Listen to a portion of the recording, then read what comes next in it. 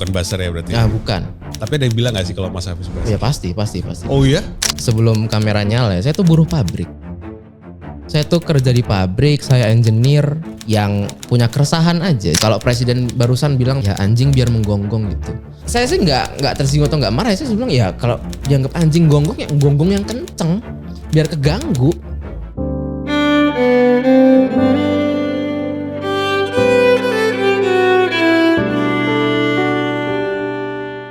Mas Hafiz, thank you sebelumnya udah datang ke sini. Sama-sama, terima kasih. Jauh sekali dari kayak Swiss ya, dari Aduh, Swiss. jauh. Selandia Baru. Tapi ya no issue lah, oke lah. Kita ngobrol-ngobrol. Gila, keren, thank you banget. Aku Sama-sama. ngeliat 260.000 di Instagram. Aduh, apalah aku tuh 6.000 doang followernya. Mas Hafiz cuma pakai kamera sama satu mic aja didengarkan oleh jutaan orang. Bahkan lebih dari 5 juta ada ya. Ada. Gila, Mas Hafiz pakai jimat apa sih? Waduh. Yang jelas bukan jimatnya yang ini tadi. Bukan. Apa ya? Saya percaya sama yang pertama complexity itu adalah musuh dari konsistensi. Setuju, bagus banget. Jadi semakin simpel saya bikin, saya bisa semakin banyak dan konsisten kan. Yes. Sama yang kedua, saya percaya sama the power of words aja. Jadi nggak perlu tuh animasi, efek-efek, saya fokus aja sama poin-poin yang mau disampaikan apa. Oh, nice. Dan kalau emang ada nilai-nilainya dan emang oke, orang akan kemakan kok sama yang kita omongin. Ya udah itu. Senjatanya cuman itu. Gila. Tapi Mas Hafiz pernah nyoba, kalau nggak salah saya scroll sampai ke bawah tuh. Iya. Itu pernah nyoba juga yang kayak ada backgroundnya. Pernah. Terus pakai headset kayak orang podcast gitu. Pernah, kan, segala tapi macem. capek. capek. Jadi complexity tadi ya. Benar. Terlalu kompleks jadinya productivity-nya malah menurun gitu ya. Iya betul. Tapi gini, setelah akhirnya menemukan masanya lah untuk mendengarkan apa yang Mas Hafiz sampaikan, itu tuh tahun berapa? Itu kurang lebih ya 2021 2022. 2001 2022 ya. Karena kalau yang konten-konten yang saya buat tuh udah dari jauh sebelum Ya. itu. Waktu sebelum video pandemi. apa itu Mas Hafiz? Jadi waktu itu isunya adalah jadi waktu itu pandemi ya. Oke. Ya 2021 Waktu pandemi itu jadi pemerintah kita tuh kan banyak banget ada kebijakan-kebijakan yang menunjukkan bahwa sebenarnya mereka tuh nggak ngerti loh ini pandemi apa. Jadi kebijakan yang keluar tuh kebijakan yang aneh-aneh. Oke.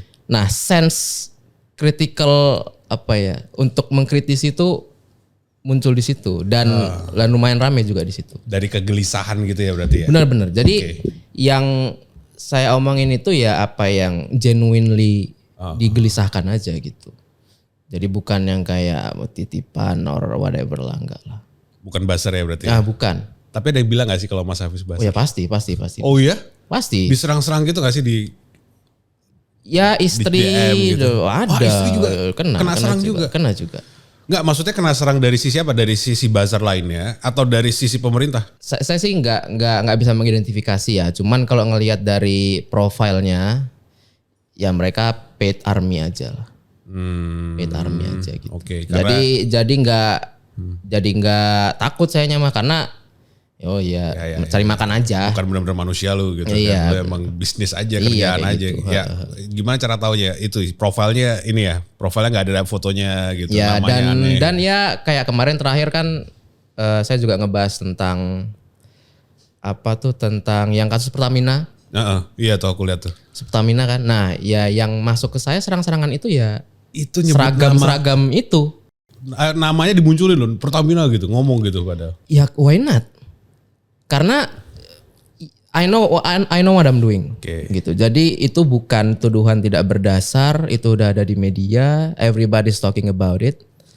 Kenapa sih harus nutup-nutupin gitu? Udah crystal clear kok gitu. Yes, sebenarnya gitu sih. Cuma kan orang-orang ini pasti takut karena Mas Hafiz bukan orang biasa. Ada 260 ribuan follower yang bisa dengerin Mas Hafiz dan mengaminkan gitu. Ya gak sih? Gitu gak sih kalau dilogikain ya? Mereka Ya, takutnya benar-benar. mungkin itu gitu. Tapi itu tuh nggak pernah diniatkan sebenarnya Mas.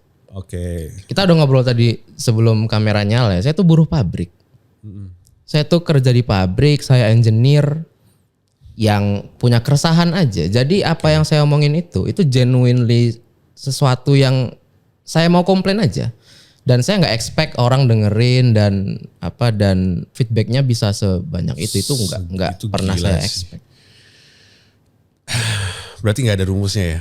Udah ngomong aja dari hati, Mas Hafiz.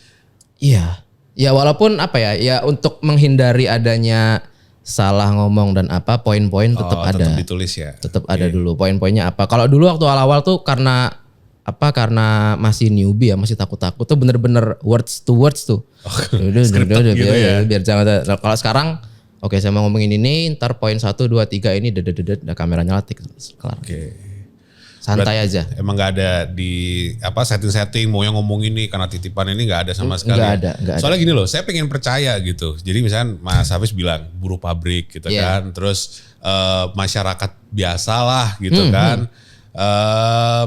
Terus kita ingin menyampaikan aja gitu ke sosial media, ke sesama teman kita gitu di Indonesia ini. Kira-kira gini gak sih masalah yang sedang kita hadapin? Oh ternyata ada nih yang komen, oh ya bener. Atau istilahnya suara mereka akhirnya tersalurkan juga gitu kan dari omongannya Mas Hafiz. Saya pengen percaya itu. Tapi kan emang ada ya buzzer-buzzer yang emang beneran dibayar. Oh iya ada banget. Atau influencer-influencer untuk malah memperparah satu kubu gitu misalkan. Itu tahu nggak Mas Hafiz ada hal-hal kayak gitu? Oh iya tahu dong. Karena gini Mas, kenapa saya tuh masih sampai detik ini ya, followers 261.000 whatever. Oke. Saya tawaran untuk shift udah ada kok. Oke. Mau nggak ninggalin kerjaan lo sekarang? Oh iya, ada yang nawarin? Udah ada dong, join ke kita. Ya karena reach, ini orang banyak banget loh, orang segini tuh. Cuman saya mikir kan ketika pembiayaan saya itu berasal dari seseorang yang terafiliasi dengan kubu tertentu, udah nggak pure lagi. Udah nggak saya yang tadinya saya bebas ngomong apa sih udah nggak bebas lagi. Dan saya tanya ke diri saya sendiri apakah itu yang saya mau, kayaknya enggak deh. Kayaknya saya lebih pengen ngomong bebas dan pembiayaannya independen dari gaji saya jadi buruh pabrik itu, dan I think I'm fine with it. Dan itulah yang terjadi dengan orang-orang yang sekarang kita lihat orang-orang yang influencer yang kita lihat, kok lu ngomong gitu sih? Kita nggak kebayang orang yang kita kenal selama ini karena kita mungkin ngikutin dia ya lama. Terus tiba-tiba dia beropini sesuatu atau berkomentar sesuatu yang tidak terlihat seperti dirinya sendiri. Yaitu dia ada di pusaran itu. Dan ya to be fair memang dia harus melakukan itu profesionalitas dia dan nggak apa-apa juga. Tapi saya nggak mau ada di situ. Guys, saya bukan tadi mikir gitu kata-kata apa yang tepat gitu. Bukannya maksud mau sukuan-sukuan ya, provinsi deh. Orang Jogja ini hati-hati guys. Jangan sampai kita berusaha mencoba karena tidak akan bisa. Mencoba apa? Karena saya tuh dari Bali itu punya beberapa teman Jogja. Dan saya lihat orang-orang Jogja itu, teman-teman Jogja kita ini, waduh itu bener-bener gak bisa digoncang sama sekali guys. Udah jangan coba-coba deh. Mau coba masukin kasih sugesti-sugesti mungkin ya untuk ayo ikut di kita kubu segala macam, enggak, bener-bener idealismenya sangat tinggi dan hasilnya terbukti. Mungkin karena apa ya? Jogja kan salah satu UMR terendah ya. Jadi kita tuh emang udah berasal dari situ dan kita tahu kondisi aslinya kayak apa dan kita punya value yang mau kita bela gitu sih. Jadi emang pure grassroots aja gitu. Ya tapi gila sih dia aja. Tapi gila sih. Serius. Orang Jogja tuh kalau ngomong kayak ya terserah kamu lah mau ngomong apa gitu kalau ngomong. Karena udah prinsipnya udah teguh banget gitu kan. Di Jogja sendiri itu banyak ritual-ritual yang dilakukan juga padahal masih ya kejawen-kejawen segala macam gitu ya. Masih emang kental banget. Mas Hafiz lahir Jogja ya? Nah ini panjang lagi nih ceritanya nih. Oke, gak apa-apa yuk. Aku penasaran. Jadi kakek nenek itu Jogja. Oh. Orang tua asal sana. Tapi waktu itu orang tua transmigran lah ke Medan. Oh, deket ke Medan. Ya. Deket banget. Ujung pulau. Saya lahir dan besar di Medan. Oh, anak cemana nih. Surkali. Tapi kan di seluruh penjuru Indonesia kan banyak orang Jawa ya. Jadi di mana-mana ada orang Jawa. Cuman karena orang tua saya nih first generation yang bener-bener migrasi ke Sumatera, ke Medan itu. Jadi saya masih Jawa banget gitu. Dan di kumpulan orang-orang Jawa banyak ada juga di sana gitu. Tapi Jawa sana Jawa turunan sedangkan saya Jawa murni nih, masih darah murni. Jadi Jawanya masih kental Oke. banget. Nah, terus sampai SMP lulus, saya baru pindah ke Jawa lagi sampai kuliah di UGM dan seterusnya. SMP baru pindah. Lulus SMP baru pindah. Lulus SMP baru pindah. Berarti SMA-nya SMA-nya udah di Jawa. di Jawa, kemudian Tapi UGM. ya sampai sekarang mudiknya masih ke Medan karena orang tua masih di sana. Oh, orang tua masih di situ. Nungguin ibu pensiun, benar. Karena ibu PNS. Ini kan udah Jogja, Medan lagi, aduh keras sekali di pasti. Gak bisa kok Tapi itu ngaruh kok ke apa ya? Ke bagaimana brainwork saya berpikir dan mencari POV karena Betul. Batak dan Jawa nih spesies beda banget loh. Dan iya. saya hidup di antara semuanya kan. Jadi itu ngebantu banget sih untuk. Dan syukurnya malah gak crash ya otaknya ya. Oh enggak sih. Malah akhirnya terberkati dengan itu gitu ya. Iya. Oke, nice. Karena ya itu tadi seperti Mas Hafiz bilang, Jawa itu kan orangnya yang ya nggak enakan gitu kan. Tapi kalau Medan ya Straightforward. straightforward, Iya. fair-fairan gitu kan. Iya. Dan itu sangat-sangat beda sekali gitu. Tapi dibesarkan berarti sampai SMP itu dengan sekitarnya banyak orang Medan juga Iya, gitu ya. iya. Oke, berarti keras juga hidupnya. Terus di UGM, Mas UGM. Hafiz, Universitas Gajah Mada. Iya dong. Apalagi emang siapa tahu gerakan apa gitu kayak saya nggak berani nyebut UGM, lagi. original UGM. Di mana Jokowi juga pernah jadi Iya, alumni di sana kan. Walaupun debatable tapi Dan akhirnya dipertanyakan juga kurikulumnya akhirnya gimana kok masih seperti itu gitu iya. kan. Sampai lulus tapi Mas. Alhamdulillah lulus. Tapi ngambil ini engineering. Engineering. Oh. Jadi saya sangat IPA sekali anaknya. Jadi emang suka fisika dan segala macamnya dan Wah, akhirnya cocok nih sama Modwis nih Mas. Waduh. Modern Wizard nih. dan itu akhirnya yang diambil ini teknik elektro. Teknik elektro. Betul, teknik elektro. Ya, luar biasa. Makanya kerja di pabrik elektronik sekarang gitu karena align sama apa yang saya pelajarin lah. Oke. Gini, Mas Hafiz sadar gak sih kalau sebenarnya apa yang Mas Hafiz sampaikan di sosial media, di Instagram terutama ya, itu adalah sebenarnya kegelisahan dari kita gitu, orang Indonesia. Itu sadar gak? Oh iya dong, sadar.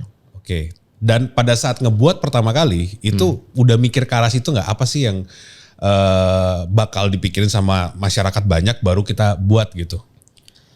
Enggak sih. Kalaupun seluruh dunia nggak berpikiran hal tersebut, tapi saya memikirkan hal tersebut, ya saya bilang yang saya pikirin aja. Nggak cuman sekali dua kali kok. Saya bener-bener kontra total sama publik. Ya. Salah satunya itu ini sekalian ini ya. Saya karena ada beberapa pihak yang bilang saya tuh kontra rezim banget gitu. Apa-apa dilawan semua dilawan.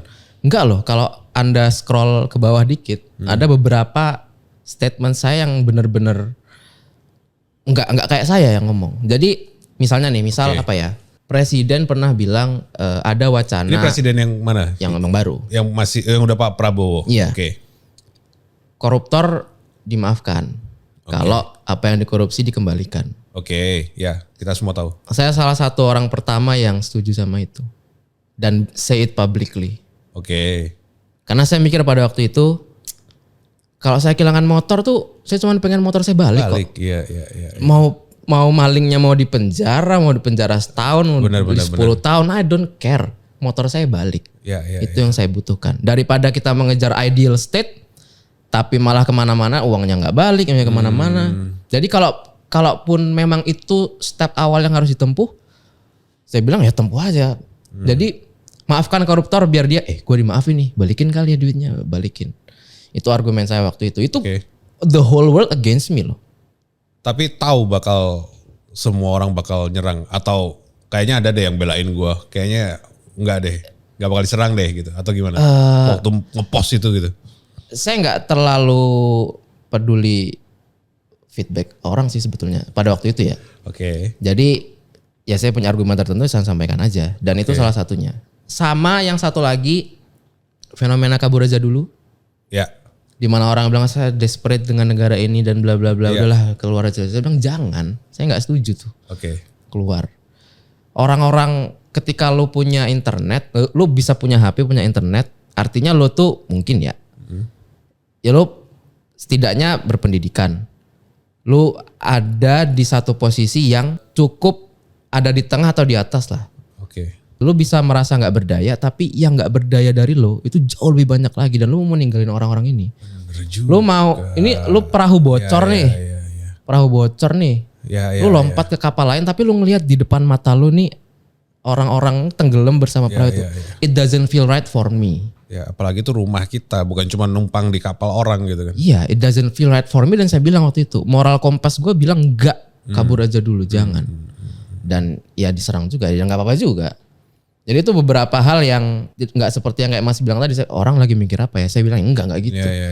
Ketika orang mikir apa, saya mikir lain ya, saya bilang yang lain nggak apa-apa. Jadi kayak misalnya contoh tadi kabur aja dulu, tapi jangan kabur dulu itu tadi ya beneran emang dari hati ya Mas Hafiz, bukan karena gue nyerang balik kayak enak nih against the wind nih gitu, enggak gitu kan? Ya enggak juga, enggak. Itu salah satu metode banyak yang pakai kan. Dia ingin mencari engagement tapi dari jalur lain dia against the people, dia against the current supaya keluar dari crowd itu kan gitu. Ya, itu enggak gitu sih. Atau mumpung gini, mumpung nih otakku against the crowd nih. Jadi gue posting itu nih. bisa jadi. Mungkin ya. Itu bisa jadi. Tapi harus genuine. Oke. Nah, yang terakhir tuh aku lihat PFN dulu. Ya. Si itu. Nah. Padahal Mas Hafiz sendiri bilang bahwa kata-kata itu mempunyai kekuatan kan. Iya.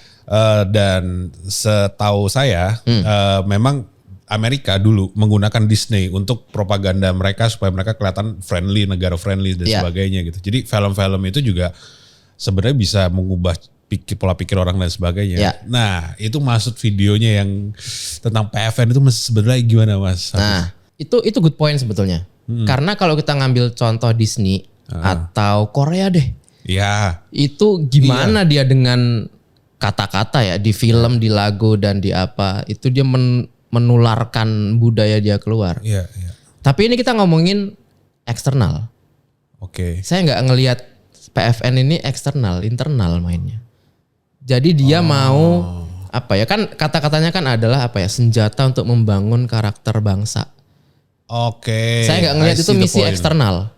Itu misi internal yang saya lihat ya. Dan saya bilang, loh nggak gitu dong.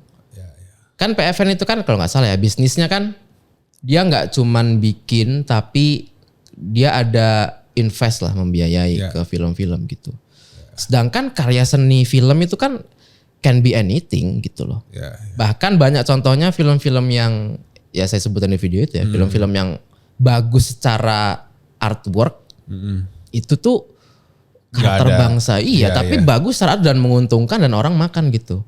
Jadi itu diksi yang menurut saya nggak pas untuk dipakai. Artinya nggak harus ada agenda memotivasi siapapun gitu kan. Iya, kecuali nggak usah motivasional banget juga gitu filmnya gitu. Kecuali dia tadi mau gitu, mau kayak Disney, dia mau misinya ini adalah eksternal nih, kita mau menjual budaya, itu silakan. Ya. Gitu. Tapi kalau jadi kayak semacam alat brainwashing untuk menciptakan karakter bangsa, ntar dulu kejauhan gitu kan ya Mas Iya Hafiz gitu. Jadi apa ya? Saya yakin kalau yang ditunjuk jadi direktur itu adalah orang yang mengerti film secara teknis dan secara filosofis, dia nggak akan ngomong itu. Gitu. Jadi kelihatan emang nggak tahu aja, emang ngeblank aja.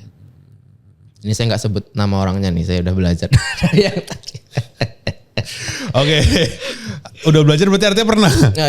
Ya yang di situ sih saya sebut. Maksudnya karena di sini nih saya. Ya cuma nggak banyak juga kok yang nonton gitu videonya, tapi baru kan. Soalnya orang mungkin nggak peduli ya, karena kita lagi ribut-ribut ada rancangan undang-undang. Itu lagi tuh. Iya kan. Artinya gini loh. Kemarin tuh saya buat satu postingan di thread, saya bilang bahwa Indonesia kalah 5-1. IHSG turun minus 7% sampai akhirnya di hold sementara. Iya. Dolar kita, rupiah kita terhadap dolar nggak naik-naik. Mungkin ntar lagi Pertamina kena masalah kayak gini, tetap BBM akan naik harganya. UMR nggak naik-naik, sampai perusahaan yang bingung gimana cara ngasih bonus nih supaya tetap ada tambahan yang bisa diberikan segala macem.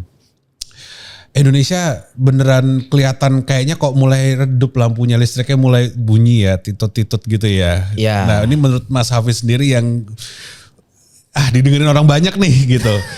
Itu kira-kira gimana? Sangat berat sebetulnya untuk bilang ini. Saya nggak mau saya nggak mau kesannya jadi kayak demotivasi atau apa. Tapi kalau kita ngomong ke depannya gelap apa enggak sih, kalau kita nggak do something radical, perubahan yang radical, kayaknya emang gelap beneran. Radikal tuh maksudnya yang benar-benar dramatis gitu? Perubahan ya yang ekstrim lah. Oke. Perubahan yang ekstrim. Kayaknya emang gelap gitu. Susah saya memilih diksi lain biar orang tuh nggak demotivasi atau apa ya. Tapi emang gitulah keadaannya. Yang berat itu adalah kita tuh, saya nggak tahu ya Mas, political posisinya di mana saya nggak tahu. Oke. Tapi ketika kita ya presiden sebelumnya ya, periode 1, periode 2, tanda-tanda itu udah muncul sebetulnya. Ditambah lagi waktu itu kita mau pemilihan yang baru, yang mana pada waktu itu proses pencalonannya, pemilihan wakil presidennya dan lain-lain itu kita lihat udah banyak aturan yang ditabrak. Oke. Sebetulnya di poin itu tuh kita nggak perlu nunggu, nggak perlu ngelihat tanda-tanda lain untuk ngelihat bahwa kedepannya tuh akan kayak gini. Itu udah kelihatan dari proses itu. Indikator-indikatornya seharusnya kita kalau jeli bisa ngelihat ya. Iya, makanya yang sekarang nggak perlu jeli Mas. Itu crystal clear. Ada proses yang harusnya seperti apa tapi direkayasa biar bisa membela kepentingan kelompok tertentu. Itu kan sesuatu yang crystal clear banget. Jadi apa yang terjadi sekarang itu yang Mas sebutin tadi, ya not surprise. Sedih tapi not surprise karena udah ketebak akan kayak gitu. Tapi ya orang-orang pilih anyway gitu. Ya, karena it's a different thing between choosing a leader or winning the campaign gitu. Artinya. Iya betul. Itulah kenapa nggak semua negara tuh siap berdemokrasi sebetulnya. Yes. Karena that's the game. Pemenang Pilpres kemarin, they're playing the game so damn good. Emang itulah gamenya, mereka paham nih. Kalau gua mau menang ya harus joget. Gak perlu bikin town hall discussion kayak paslon lain. Orang gak peduli. Orang tuh mikir nanti makan apa, besok makan apa aja gak tahu. Ngapain lu bikin town hall discussion? Orang tuh gak peduli, jogetin aja. That's the game. They're playing the game so good. Jadi itu masalah yang sangat-sangat kompleks. Ada negara, usia negara itu kan ABG lah ibaratnya gitu. Jadi bayangin ABG ini dia lagi transisi, biasanya kan dia diwakilkan oleh wali gitu. Tiba-tiba dia harus harus memikirkan nasibnya sendiri. Nah ada anak kita lagi di situ tuh, ABG disuruh menentukan nasib sendiri, tapi kita sendiri nggak tahu nih yang benar tuh apa sih, gue harus apa sih gitu. Sedangkan kalau kita mau balik ke era diwakilkan gitu ya, misalnya pemilu presiden dipilih oleh MPR gitu misalnya kayak zaman dulu. Dengan jumlah penduduk yang sebanyak ini, semajemuk ini, apakah mereka mewakilkan kepentingan semuanya? Jadi Indonesia tuh ada di posisi yang ke kiri salah, ke kanan salah. Ya karena kayak ABG yang masih nggak jelas sama badannya tadi gitu kan. Iya, dan kita emang udah di negara demokrasi. Jadi satu-satunya cara biar biar kita dapat pemimpin yang benar itu mengimprove diri sendiri akhirnya. Karena kalau kita berubah secara kelompok ya, nanti kan output yang dihasilkan itu juga akan cerminan kita kan. Sama kayak tadi, paslon yang menang itu memilih joget-joget sebagai metode campaign itu ya karena masyarakat itu yang mereka suka. Coba tadi masyarakat nggak gitu. Coba tadi masyarakat lebih memilih untuk di daerah masing-masing gimana ya biar pengelolaan sampahnya bagus, gimana ya biar kalau perumahan dibangun tuh amdalnya benar-benar dipedulikan dan segala macam. Akan berbeda sekali game yang mereka mainkan. Gitu. Sorry terlalu berat ya nih. Mas Hafiz ini gak cuma sekedar media deh hobinya deh. Hobinya banyak kayaknya nih. Kuliahnya UGM sih ya, tapi kayak engineering kan. Terus kerjanya juga udah di buruh pabrik. Tapi kayaknya banyak banget yang Mas Hafiz pikirin gitu. Jangan-jangan Pisces nih. Waduh. Emang kenapa? Percaya zodiak lagi. Enggak lah Mas Hafiz. Saya Taurus saya. Oh Taurus. Enggak tahu tuh efeknya apa ya terhadap ini. Saya juga.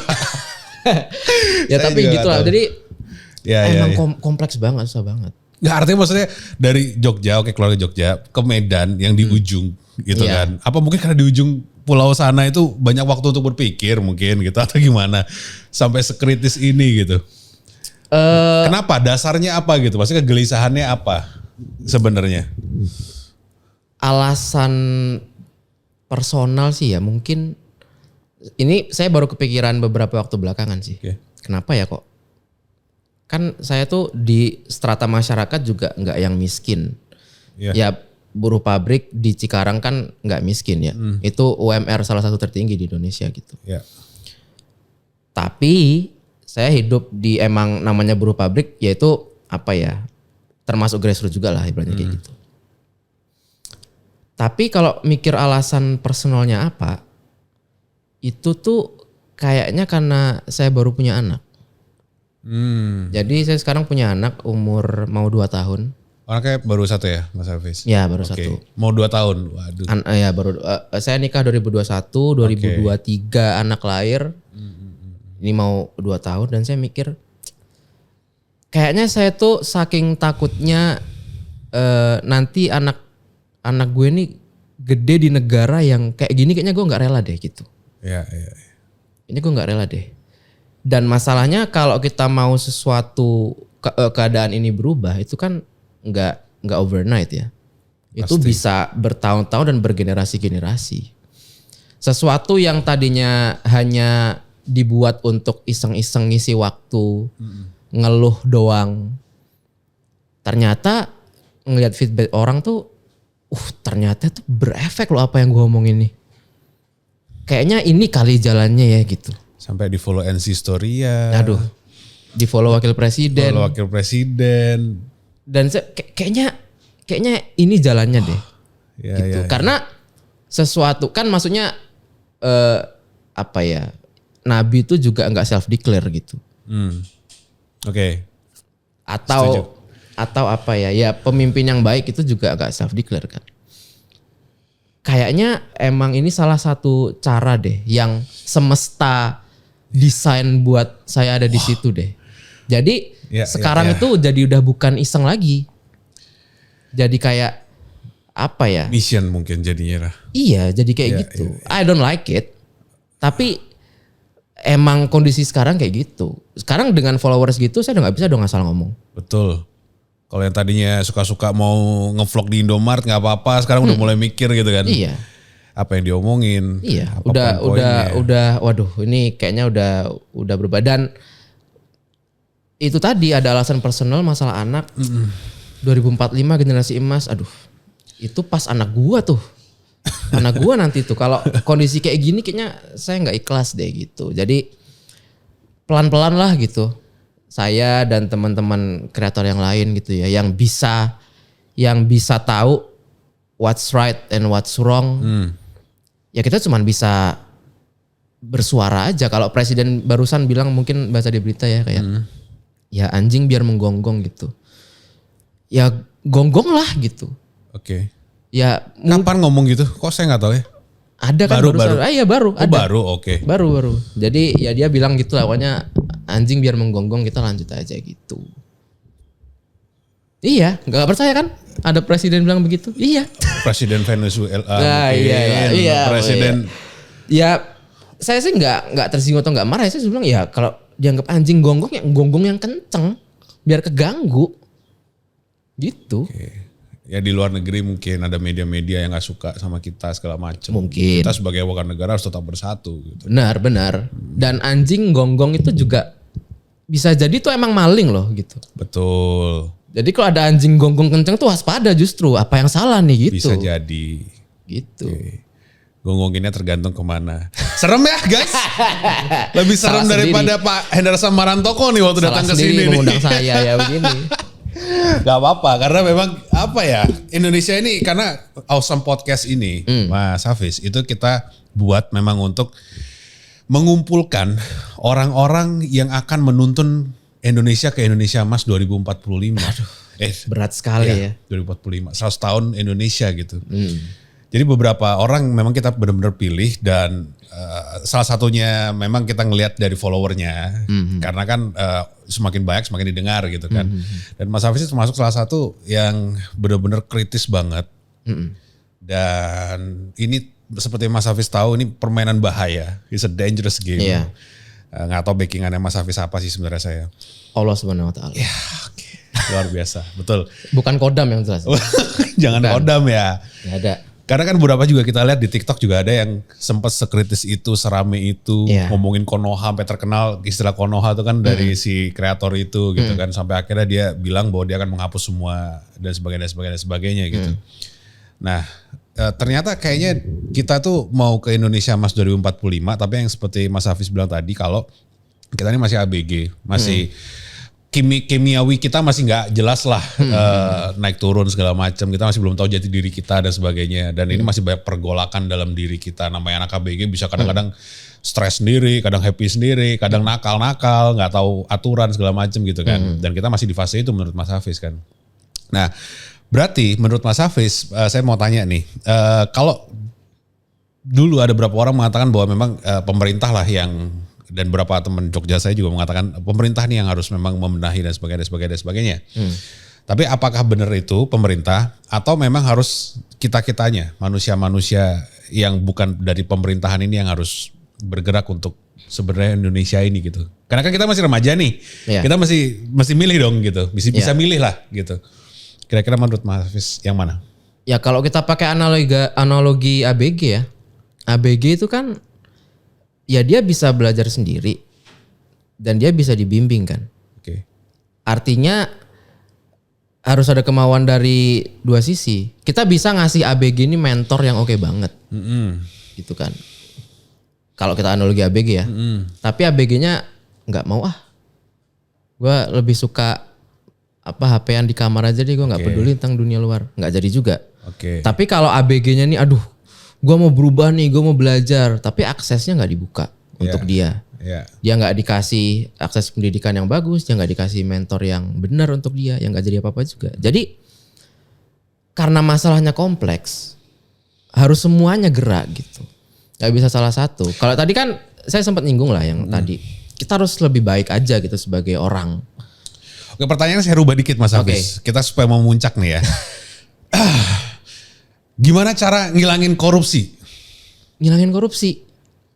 Karena kalau misalkan mau bilang tentang pemerintahannya, kita tahu sendiri bahwa fokus mereka berbeda gitu loh.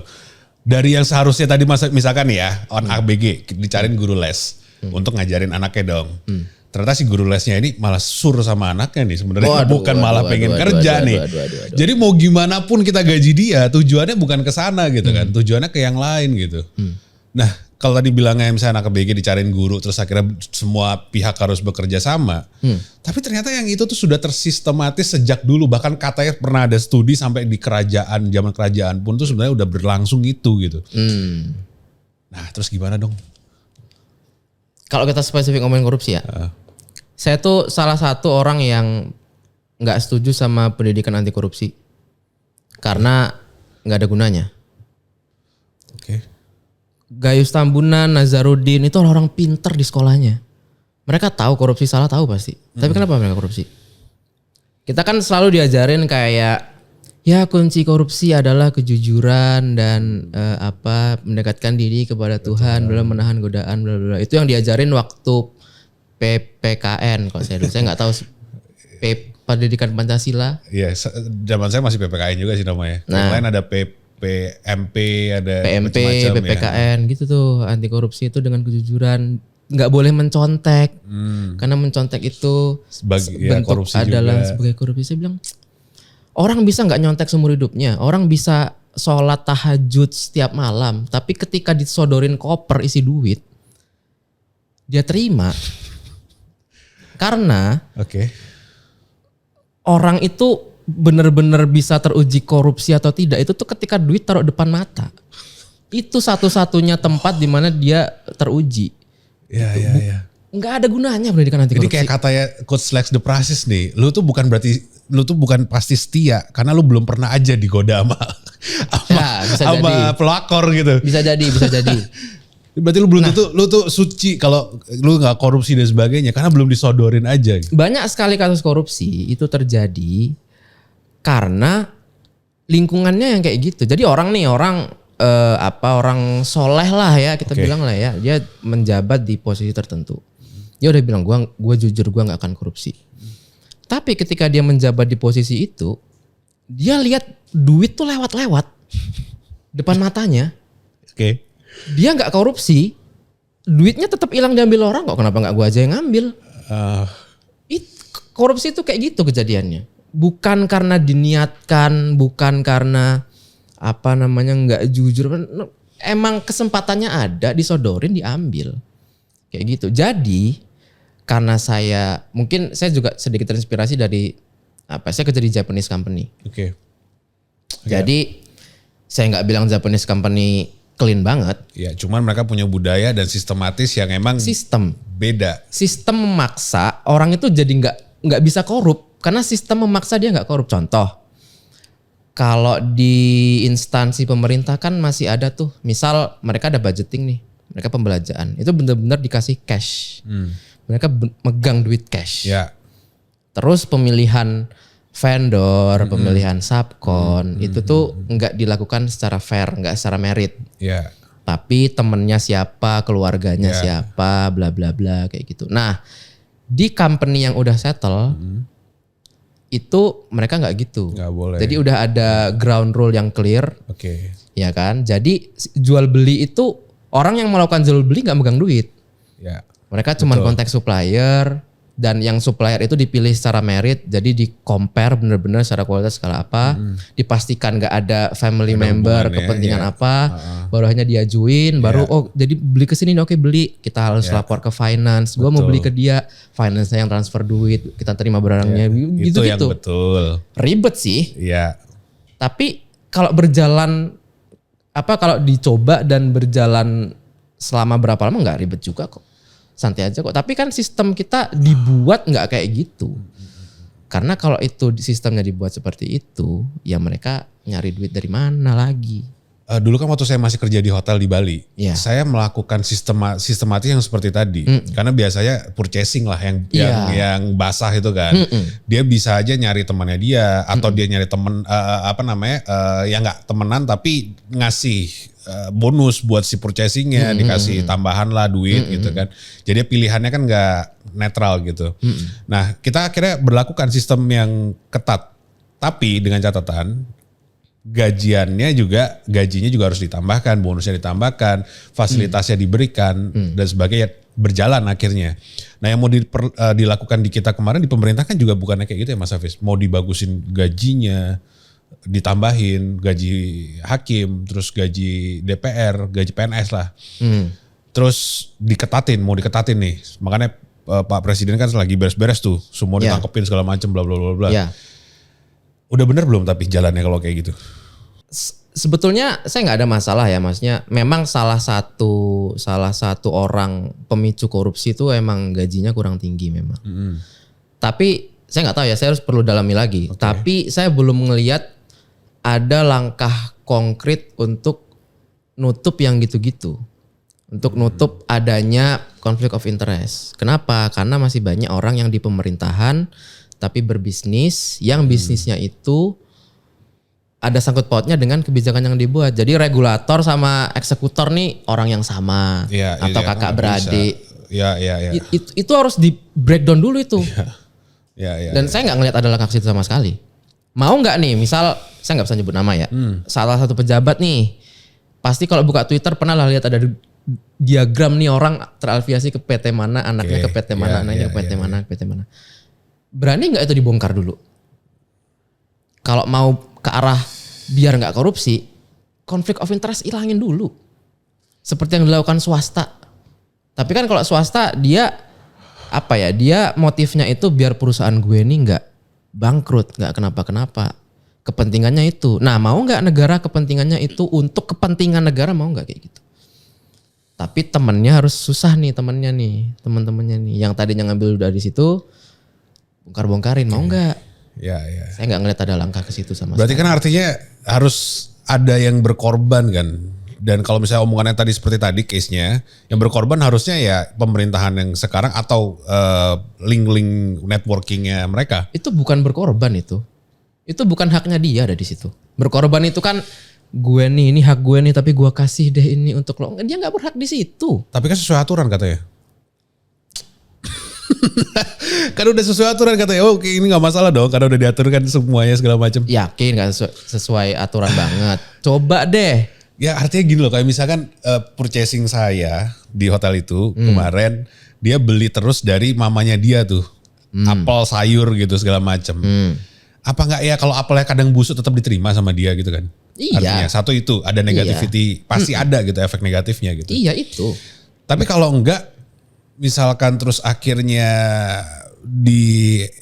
nggak bisa ya, gimana ya? Bakal susah. Orang-orang itu nggak akan mau kalau misalnya kita jadi mereka juga mungkin kita kayak ngerasa ngapain harus gua? Kemarin-kemarin juga udah kayak gini dan yang seterusnya pasti juga kayak gini lagi gitu. Kita balik lagi ke negara demokrasi. Oke. Nyambung ke yang tadi soalnya. Jadi isu kita itu selain ABG labil yang berusaha menjadi lebih baik. Oke. Orang-orang yang harusnya ada di situ nggak mau ada di situ. Saya nih misalnya, katakanlah saya jadi sesuatu di masa depan. Saya punya voice, saya jadi orang yang didengarkan dengan value yang baik segala macam. Saya juga nggak mau ada di situ. Oke. Masalahnya gimana mau berubah kalau saya nggak mau ada di situ gitu kan? Jadi paradoks kan. Jadi udahlah kita secara individu labil, tapi meritokrasinya nggak jalan karena orang yang bener-bener layak nggak mau masuk. Dan itu terjadi di semua negara. Makanya orang-orang yang masuk ke politik itu they're not the best of the people. Ya. Karena the best of the people nggak mau masuk. Nah orang-orang yang punya integritas itu nggak masuk untuk ngedobrak yang kayak gitu-gitu. Jadi yang ada di situ dia doang. Jadi bilang nggak mau gini-gini terus. Ya udah, abis itu anaknya lagi, nggak ada orang yang mendistrupsi. Dan belum ada suatu hal yang bikin orang-orang yang the best of the people ini mau masuk. Kenapa? Karena ada beberapa contoh, ada yang berusaha untuk masuk, dikriminalisasi lah, dipersulit lah, apalah. Ya itu jadi, dia, artinya udah kandang macan, buaya, dinosaurus semua gitu kan. Sulit banget. Gitu.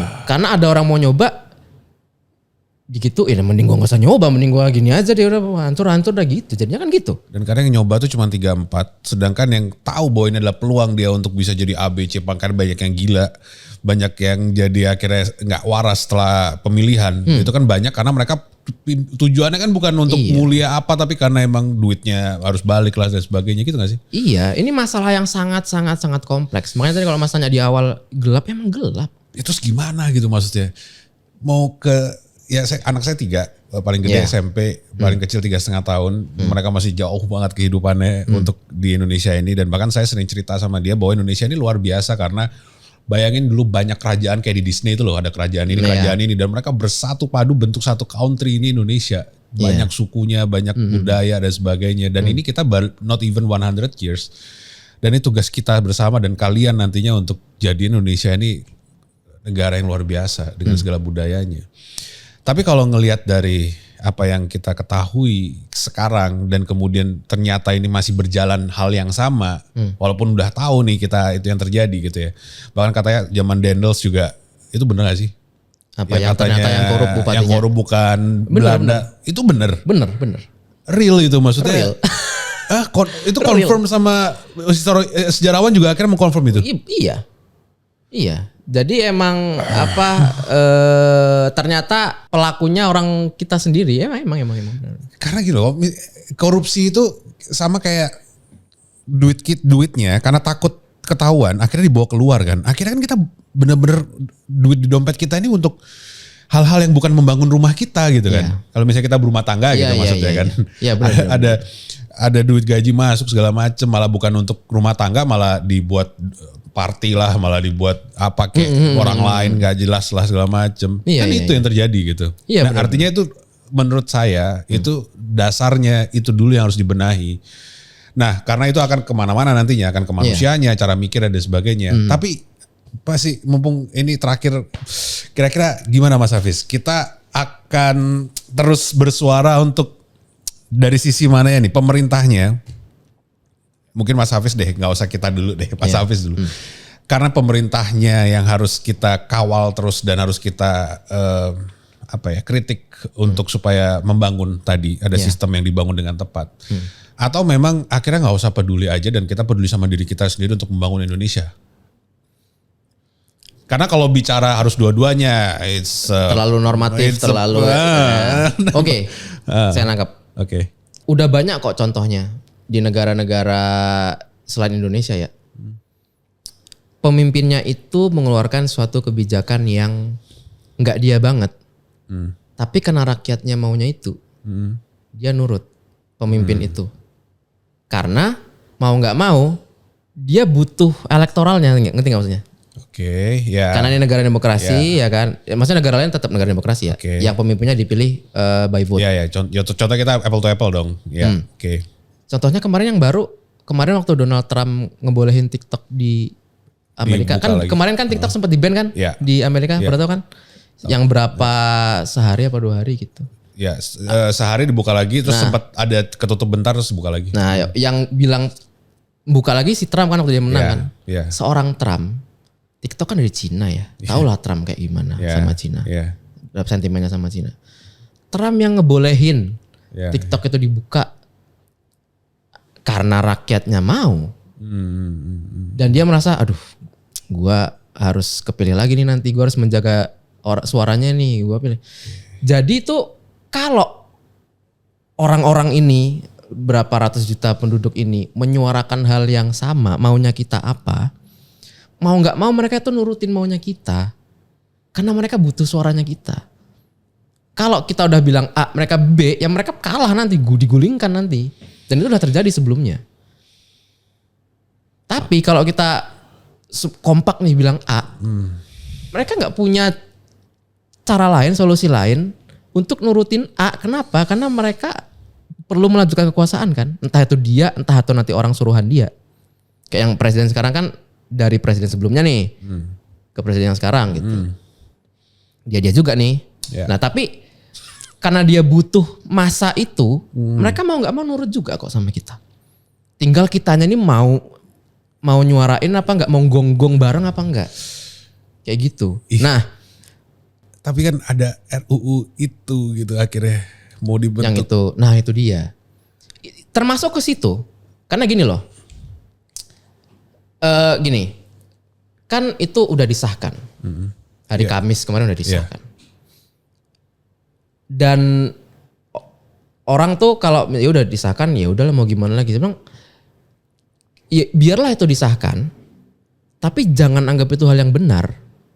Kita tetap gonggong bilang itu salah. Biarlah itu disahkan, biarin. Kita bilang itu salah. Jangan sampai itu karena disahkan jadi benar. Jadi biarlah nanti TNI masuk, biarlah nanti ini. Tapi kita tahu yang benar yang mana, yang salah yang mana. Dan itu jangan berhenti digonggongin bahwa itu salah. Jangan berhenti digonggongin. Tapi kan pegangannya mereka selalu, ini kan sudah sesuai aturan. Gitu. Aturan bisa dirubah. Baik itu menjadi lebih buruk atau jadi lebih baik. Bedanya kita mau go with the flow, akhirnya tenggelam dengan isu lain dan melupakan yang ini, atau kita mau gonggongin terus. Nggak, maksudnya tadi yang Mas Hafiz bilang, kalau misalnya kita gonggongin dan kita dari rakyat nih untuk elektoralnya dia dan sebagainya. Tapi masalahnya kan kalau misalkan RUU yang tadi itu dijadikan, itu kan jadinya kayak seolah bisa represif yang terjadi, bisa dan sebagainya gitu. Jadi rakyat itu ya udah, rakyat aja udah, kita kerja aja udah. Gak perlu mikirin gimana kita bisa bangun bangsa gitu kan. Gitu gak sih? Itu tuh gini. Sekarang kan ada berapa? Tadinya 10 terus jadi 14 kementerian lembaga kan. Ya jangan sampai lebih lagi gitu. Karena kan ini sebetulnya argumennya mereka kan ini emang kementerian lembaga yang emang butuh skill tentara. Jadi dari 10 tambahlah 4 nih.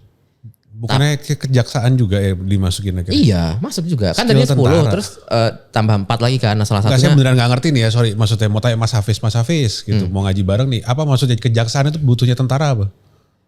Mungkin untuk yang perkara-perkara yang terkait militer kali ya. Kan ada tuh.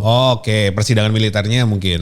Pokoknya ada perkara-perkara yang ada sangkut pautnya dengan militer. Karena jadi, selama ini tidak ada militernya yang ikut di kejaksaan itu. Jadi perlu point of view militer. Tapi kan yang jadi masalah, kalau kita hanya perlu point of view militer, nggak perlu ada orang di situ dong. Kan ada konsultan. Kan bisa jadi konsultan. Dan itu bisa siapapun. Kurang kuat mungkin kalau konsultan. Gak harus, ya maybe mungkin. Tapi ini orang tuh banyak yang nggak tahu kalau bahkan sebelum RUU TNI disahkan, prajurit aktif yang udah masuk ke kementerian lembaga itu udah 2.500. Udah ada 2.500. Even sebelum undang-undangnya disahkan. Jadi undang-undang kemarin disahkan atau tidak, itu orang udah di dalam. Udah di dalam. Makanya saya kemarin sempat bikin thread, saya nulis di thread. Saya bilang gini, ini undang-undang disahkan, saya udah no comment ya, karena mau disahkan mau enggak, kalau orang-orang yang ribuan ini enggak resign dari tempatnya, enggak guna itu semua. Katakanlah demo-demo ini berhasil nih, di cancel undang-undangnya. Orang-orang ini enggak resign, apa bedanya? Harus mundur orang-orang ini. Ada enggak yang ngomongin itu? Enggak ada. Jadi itu udah terjadi yang kayak gitu. Minusnya itu tadi, karena kan militer sama sipil tuh dua hal yang berlawanan gitu loh. Ya. Sipil itu freedom, militer represif. Kalau militer jadi atasan di lembaga sipil, nggak ada demokrasi pasti. By comment, semuanya by comment. Udahlah nggak berkompeten di bidangnya. By comment salah buyar semua. Benar, karena di hotel saya yang di Bali itu kan waktu itu sengketa tuh. Terus waktu pada saat pengambilan hotel lah ya. Brimob datang segala macam, saya tuh sampai teriak ke Brimobnya, saya bilang, kamu ngerti gak sih masalahnya ini apa, kok kamu nangkap saya, karena saya ditangkap tuh waktu itu, gitu. Masuk ke mobil polisi gitu, padahal saya udah bawa berkas semua segala macam, terus dia cuma bilang, ini perintah ini gitu, karena emang harus nurutin perintah, ospeknya adalah untuk supaya menuruti perintah gitu kan. Itulah kenapa harus, saya bilang ya, RUU itu harus dikutuk, karena kita masih mau demokrasi gak nih? Masih mau demokrasi nggak? Kalau masih demokrasi itu tuh nggak bisa, lifestyle kayak begitu tuh nggak bisa. By comment semuanya apa nggak bisa. Dan bahkan sebelum undang-undang itu disahkan pun presiden kita kan waktu dikritik ngomongnya ndasmu kan. Itu kan militer banget. Gua maunya gitu kok. Lu nggak setuju ndasmu gitu kan? Nah terus kita sebagai masyarakat bisa apa selain gonggong coba? Tapi saya percaya kok. Batu kan ditetesin air kan bolong gitu, tapi emang lama banget, capek banget emang, lama banget. Airnya nggak akhirnya kering gitu kan? Iya, tapi bolong gitu. Gunung juga kalau kita pindah satu ember tiap hari, batu-batunya pindah itu gunung, capek banget emang, lama banget, tapi kan pindah. Gonggong kayak begini nih mungkin kayak nggak ngaruh gitu, tapi ya mungkin anak saya itu nanti yang ngaruh ke dia mungkin. Mungkin saya udah mati waktu itu terjadi. Pergantian era itu baru bisa terjadi gitu. Tapi setidaknya anak saya nih ada di tempat yang lebih baik nanti gitu. Makanya saya bilang tadi alasan personalnya mungkin itu ya kayak gitu. Gimana nih? Ada sedikit motivasi lah ya di akhir ya. Kita kayak ini aja ya, timnas ya, pelatihnya kita kasih ke Jepang gitu ya, suruh datengin. Malah lebih buruk jadi kamu. Sedih banget. Dan antara aja kita dikonsultanin sama PM Inggris ya, kalau nggak salah mantan PM Inggris, Ray Dalio orang Amerika gitu kan segala macam. Kita konsultannya mesti banyak juga nih kayaknya nih. Iya. Tentang pemerintahan kita nih. Karena masih emang belum 100 tahun juga ya. Semoga Indonesia 2045 beneran Indonesia emas ya. Jangankan gitu, Amerika tuh 1776. Iya. Sekarang masih tembak-tembakan orang di sana gitu loh. Emang sama Indian ya, suku Indian. Emang aduh. Iya. Panjang perjuangan masih tuh jauh panjang banget ya. Cuman emang jangan berhenti lah gitu aja sih kalau saya bilang. Yes. Gak boleh nyerah. Mas Hafiz, thank you banget. Sama-sama. Seperti biasa di podcast Awesome Indonesia, itu di terakhir kita akan tanyain satu hal. Ya. Menurut Mas Hafiz, Indonesia personalnya, menurut Mas Hafiz emosionalnya itu apa sebenarnya? Indonesia itu tuh kayak hunian, kayak rumah. Kita kan rumah pertama kan bukan rumah idaman pasti ya. Oke, betul. Rumah pertama itu sedapatnya gitu. Tapi seiring berjalannya waktu, kita bagusin, kita renovasi, kita kasih pagar, kita kasih atap, kita kasih AC gitu. Makanya kalau misalnya ada anak orang kaya gitu yang tinggal di rumah gedongan gitu ya. Mungkin dulu kakek neneknya mungkin gubuk itu. Betul. Tapi karena perjuangan kakek neneknya dilanjutkan oleh orang tuanya dan akhirnya dia bisa mendapatkan rumah yang nyaman kan. Nah saya ngelihat itu sih, ini rumah yang kita menangkan dengan susah payah di zaman perjuangan dulu gitu ya. Baratnya rumah sengketa nih dulu nih. Udah kita menangin nih. Ya kan. Oh mungkin masih atapnya masih bocor, mungkin masih ngerembes, mungkin masih banyak tikus, masih banyak ini. Tapi ya pelan-pelan kita bagusin sampai nanti ya anak cucu kita happy bisa di rumah itu gitu. Luar biasa sekali. Enak banget didengerin barusan. Luar biasa. Gila, bisa jadi potongan yang Itu luar biasa. Mikir cepet tadi tuh apa ya? Tapi bener banget ya, iya. Orang kaya-kaya sekarang tuh yang anak-anak gedongan di pik lah apa segala macam mereka nggak tahu tuh. Iya.